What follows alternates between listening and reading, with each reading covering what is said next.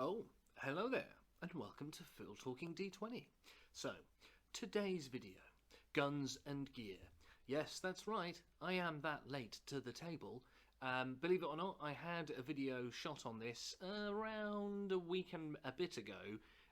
Technical difficulties ensued, I lost the content and couldn't get it uploaded. Maddening to say the least, and who knew adulting was such a challenging business that getting to a point where I was able to record again wouldn't be until roughly now. Hey ho, c'est la vie, such is life. So, guns and gear. What is it about? Why is it good? And why is it worth bringing to your gaming table? So, to start with, the obvious thing is two new classes. We have playtested these said classes. I reviewed said playtest classes also. We've got the Inventor and the Gunslinger, although on a technical premise you could argue he's a crossbow slinger, because I think one of the things from immediate feedback was not everybody wanted guns in their fantasy game, and Paizo did a great job of like double stacking the class so that if you don't include any kind of firearm in your fantasy session, the Gunslinger is still useful for L crossbow, which is quite cool. So, what's changed with these two classes since the playtest? I'm going to start with the Inventor. They received some minor tweaks. The first one, which I was quite surprised at, is they can now use shields. So they get the raise shield action and shield block, etc. From the get-go at level 1 as a little added bonus. They received various little minor tweaks to things like resistances. So where they have a speciality that grants them, say, a damage reduction against, say, fire or acid from various abilities that they can generate for things like armor inventions, etc., those got tweaked up by a point or two here or there. But other than that, the Inventor was very solid. Couldn't knock the Inventor. Really, really liked it. For a 5e parallel, it's the Arminger, I think, is the kind of the 5e kind of version, if you like. Again, it's got a very solid kind of bedrock of what came from the playtest. Not a huge amount of change. It was one they were clearly very kind of solid on with a concept. And so just a little bit of minor tweaking here and there, and Bob's your uncle. It's still a great class. The one that needed the love was the Gunslinger. Its action economy was its kind of Achilles heel. And so with the Gunslinger, they have introduced a mechanic into the Gunslinger ways, which were obviously the kind of the build archetypes that you would specialize into as part of the class. So each one gets a unique reload action that is essentially a combined action now to try and mitigate some of the action economy punishment. That isn't a unique thing to 2E. It's the same when you use a crossbow in Pathfinder 1 or 5th edition. You still have that classic issue with, oh, it's a standard action to shoot my crossbow and it's a move equivalent action to reload my crossbow, and you don't get that combination multiple times in a round because of things like full attack actions, etc., negating a move action. So it's not a unique problem. It's always been a slight like stumbling point with crossbows and now firearms, where again from a historical perspective the kind of weapons that they've introduced are things like, you know, flintlocks. And I don't know if any of you have ever seen any kind of historical kind of dramas where those kind of weapons are used.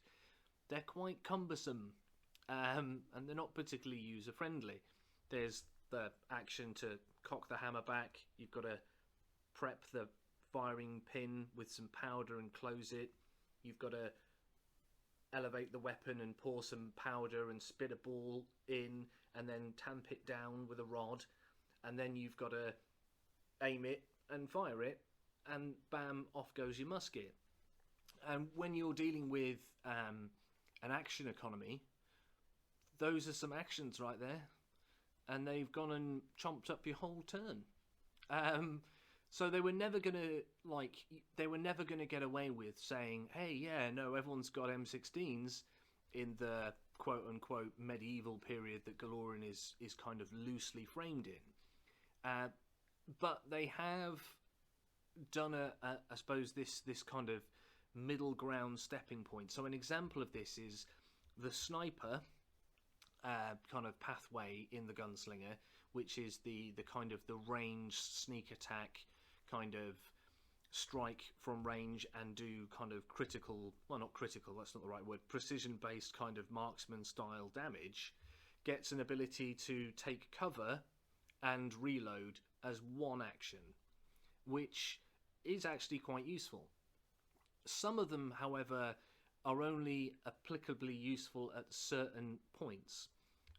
There is a dwarven-based path now, which is very much about being kind of in a shield wall and kind of being a kind of a defensive kind of, line breaker, if you like, where the reload combination action is you get to make a shove and a reload as one action.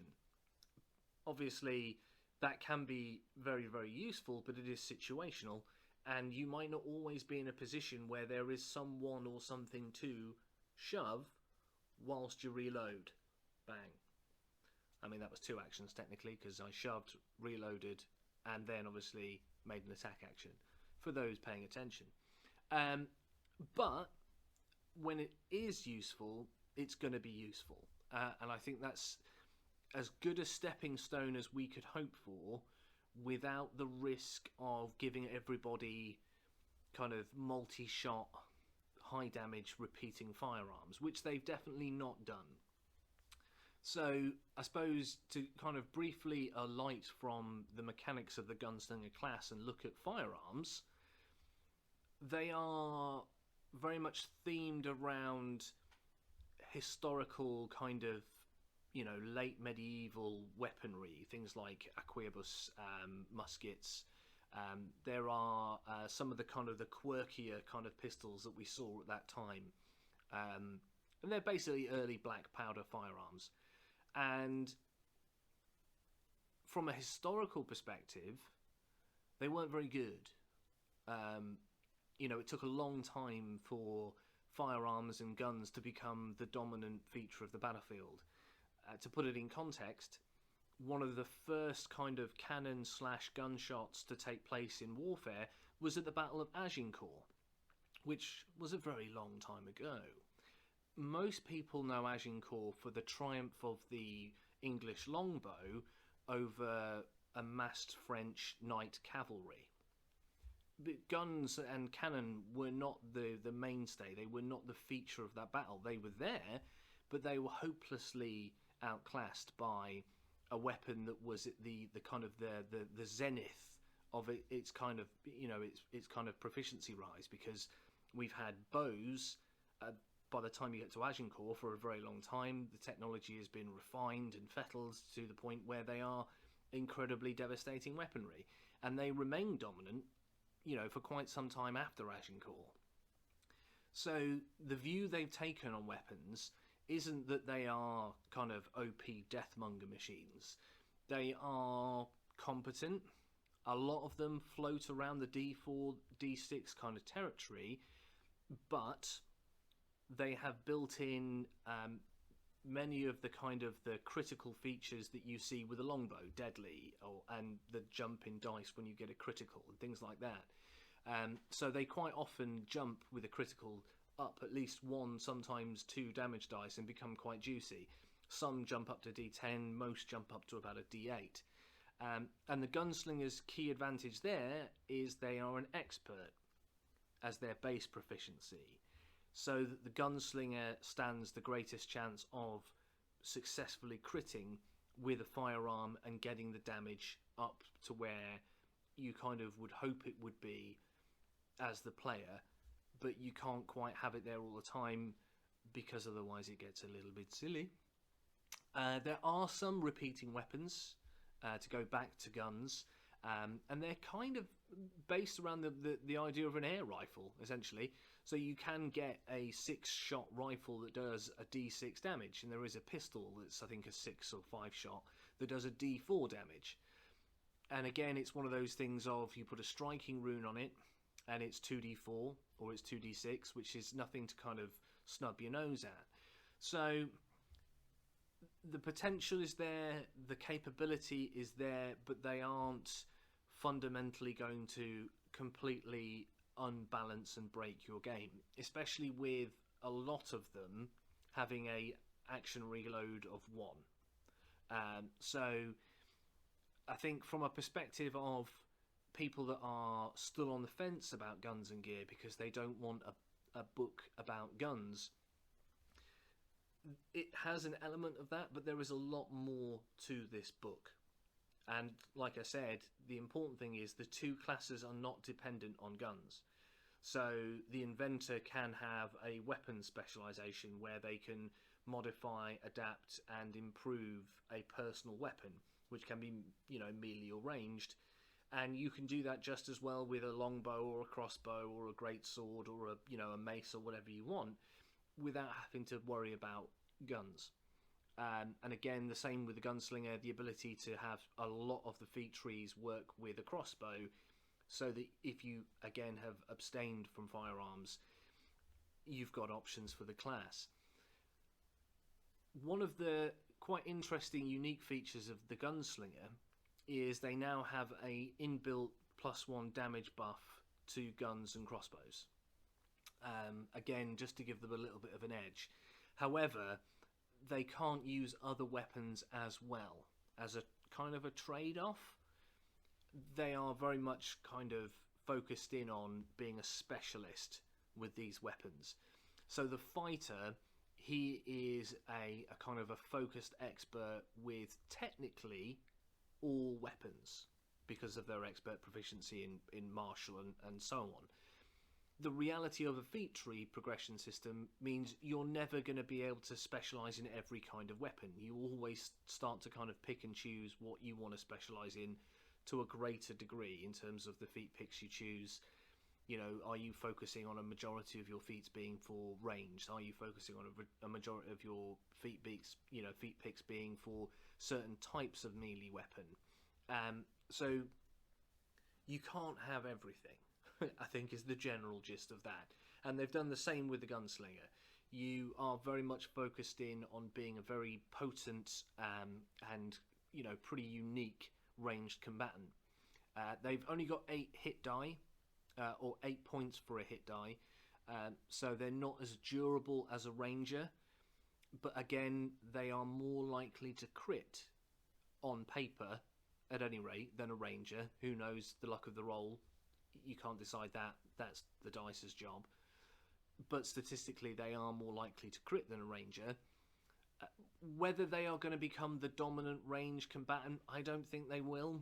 I think they're going to be very capable and very useful, especially with the way that they have multiple paths that are specialised, and those very cool abilities to, during an initiative roll, draw weaponry for free, which I really like.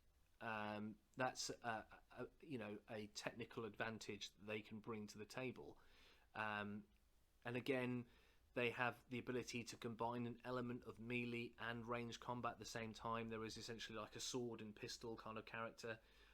You don't always, in the correct build paths, have to have a hand free to reload the weapon, which is another nice buff that they get that makes them unique. You've got, again, something that can bring something dynamic to the table without stepping on too many toes. I think from a perspective of when you're looking at the 2 new classes alone, obviously that's not the sum content of the whole book, but it's that thing that we often kind of zone in on because people like new classes. You look at Pathfinder 1's release path, and there's so many combinations of classes and kind of, you know, those kind of prestige classes available in Pathfinder 1. It's not surprising that more content is coming out class focused for Pathfinder 2. That was very popular, understandably so. The base that play the Paizo's, you know, kind of version, if you like, of Tolkien fantasy are going to continue to want that. There was a big chunk of new archetypes, again flavouring around the two core classes of Inventor and Gunslinger, but then also just presenting unique options based around different kinds of ranged weapon combatants that you can bolt into other classes quite nicely. You know, there's artillerists that are specialised in siege warfare, for example. There's some, again, touching on equipment, the clue is in the name, guns and gear. There is a big chunk of useful equipment. Vehicles are in this book. So you've got like armoured carriages and rules for kind of boats and all sorts of great stuff. The book lends itself to being able to support steampunk in the form of the manor wastes of Alkinstar, in between Nex and Geb. For those who remember, many moons ago I did a video talking about a specific steampunk location on Golorian, which is the city of Alkinstar, a former dwarven hold, and now a free city, where they have cannon and they have guns and they have clockwork kind of cops. And it's, you know, very unashamedly a steampunk setting. However, I mean, it also has very strong flavours of Eberron for 5e people, or people that are familiar with kind of the 5e kind of settings and locales. You can very easily now port a Eberron kind of campaign into Pathfinder 2 very comfortably. But it also lends itself to kind of pirate swashbuckling kind of adventure capers, you know, with existing content that's in there, and obviously new content brought by this book. You've got a lot of options for, you know, the inner sea region, for example, for, you know, people who might fancy a bit of a pirate or kind of swashbuckling kind of, you know, black powder pistol and cutlass kind of style adventure. You've got a swathe of new useful individual kind of items and equipment, that some of which relates to firearms, but not all of it. Part of the new equipment and content haul includes a chunk of inclusivity content. So there is the option for you know, characters to have things like wheelchairs and things to reflect a disability they might have in real life that they want to bring into a kind of a gaming adventure kind of, you know, setting. There has been a little bit of standard issue trolling on that front. Go woke, go broke, as the Muppets like to say. But the simple reality of it is, if you don't want to use it and you don't have a need to use it, why are you bothered? It's pretty straightforward. If you are obviously, you know, someone who wants that kind of reflection of who they are, and you want to be able to bring that to the game, Paizo have enabled you to do that, which can only be a good thing. You know, but hey ho, there are some people that just simply seem to think that it should be simply aimed at them and them alone, and anyone else of any kind of background or differences to them simply should just suck it up. Often they seem to be, you know, slightly nerdy white guys. Obviously me not included in that general colloquialism. But hey ho, c'est la vie. Why people can't just leave things alone, I don't know. But there we are. That's a bit of a shame. But I think it's great that Paizo have made that move to just, you know, push the door open a little bit further and get a few more people kind of able to kind of be comfortable with how they see themselves and how they want to portray themselves at the table. And that can only be a good thing. And like I said, if you have no need for it, it doesn't really matter, does it? You've got all the other content in the book. Happy days. There's a new Ancestry, which again leans further into the Eberron style setting. They are a race of intelligent automata, so very much like the Warforged. Again, to give you a 5e parallel, there's been intelligent automata kind of floating around in the fluff and the lore of Glorian for a long time, and I can't for the life of me remember if there was a playable option in 1e. There must have been, but there's so many in 1e, it's hard to keep track of everything and keep it all in your head. So I'm sure if you can remember there were, please let me know in the comments below. But so that's another facet they've brought to the table, a fully fleshed out kind of sentient automaton kind of species that have all sorts of cool and unique traits and features. Again, a classic kind of, they don't need to sleep as much, and they do have to still take some kind of maintenance and kind of rest downtime, but they can push much further than your typical fleshy human can, which is quite good fun. And they have all kinds of ancestry feats kind of building in and specializing them as they're kind of, the general fluff presents them as a kind of a vestige of a fallen ancient empire along the lines of coming in the wake of the Skyfall and the destruction of the Aslanti Empire. But you could easily reflavor them to be innumerable different things. I think that's one of the joys of Pathfinder in general, is that they are quite happy for you to kind of jump around and tweak and twiddle and make it your own. And obviously the kind of the classic argument is, I don't want guns in my fantasy, but they are in core Galorian lore. But if you don't want to use them, you can just skip it and just use crossbows instead. They've catered to those kind of options quite nicely. What else was there that stood out for me as a kind of a point of interest? You've got a whole swathe of new backgrounds to help kind of customize your character during creation, which again, to an element, enable you to customize and tailor into perhaps a more steampunk kind of the Clockwork God, Cult of Technology kind of a general kind of game arc, if you like, although there are others that don't prescribe to that at all, which I quite enjoy.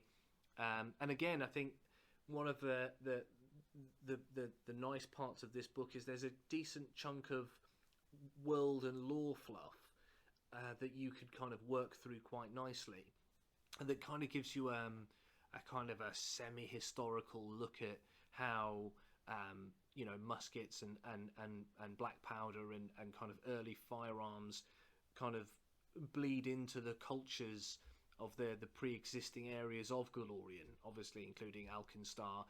Tianzai, where I'm doing my current campaign, obviously loosely themed around kind of feudal China and Japan and Vietnam and those kind of melting pots of kind of culture and history from our own world. They obviously have that bleed into Tianzai, and China obviously has a famous and well-documented history of black powder and fireworks, rooted in the core of their kind of their feudal era, kind of medieval period. So again, there's some nice kind of touchstones for me as a GM of how that kind of fits into Tianzai society, which I quite liked, but also all the other regions, how they might have got there. Would it be pirates? Would it be, traders? Were they a local invention? That kind of a development, which is quite cool. So again, it's one of those books that it's very useful to GMs and to players, and they're doing a really good job of keeping these content releases useful in as many different ways as possible. You're not in a position where it's just about one thing, and that thing is a bit niche, and if you're the GM, it's useful, and players are like, oh, it's pointless for me to have that, because those kind of books, they just don't work. They're not gonna land, they're not gonna hit the mark. So keeping this kind of good solid beat of releasing a playtest, collating feedback, making changes where necessary, tweaking things where necessary, and then giving us a product that works and that we, clearly are more inclined to like, is definitely a very, very impressive trend that Paizo are keeping up at this stage. Obviously, we've just had another playtest recently, so yeah, we are making good progress. So, in conclusion, it's a very good book. Don't sleep on it because you just kind of get hung up on the one thing and go, oh well, I don't want guns in my fantasy game, so I'm not going to buy it. There is a whole plethora of useful equipment, new items, useful, non-weapon, non-gun related items for siege warfare. Vehicles that are useful, like stats for carriages and ships and all that kind of good stuff. So there's a really good broad stroke of stuff that's going to be useful in any kind of setting. New classes which are easily able to kind of fit into most fairly normal fantasy kind of game environments pretty comfortably. And like I said, that point of the Gunslinger by name being actually able to just focus on crossbows and ignore firearms completely means that it's a lot more usable at a lot more tables.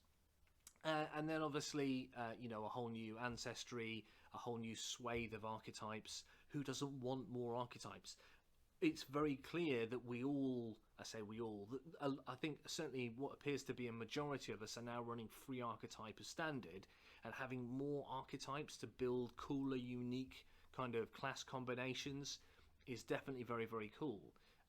So I think, that kind of content alone is well worth picking the book up for. And then you've got the bonus of the lore and the fluff to help you kind of build and structure not necessarily just Galorian, but also how you might, shape and kind of design and flavour your own unique worlds that you game in if you're not gaming on Galorian, if you're homebrewing, which again is a lot of the community.